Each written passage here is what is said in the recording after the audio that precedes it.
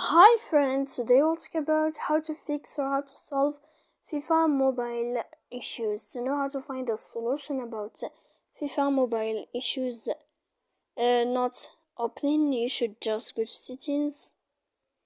After that, we click on apps, default apps, app settings. When you'll find this page, you'll search about FIFA mobile. When you'll find it here, we go to click first stop and you click OK. Then we'll enter to storage. After that, we click clear cache, and in the end you can go to Play Store. You will search about FIFA mobile. When you find it, you can update your application there. So please don't forget to support us by like and subscribe.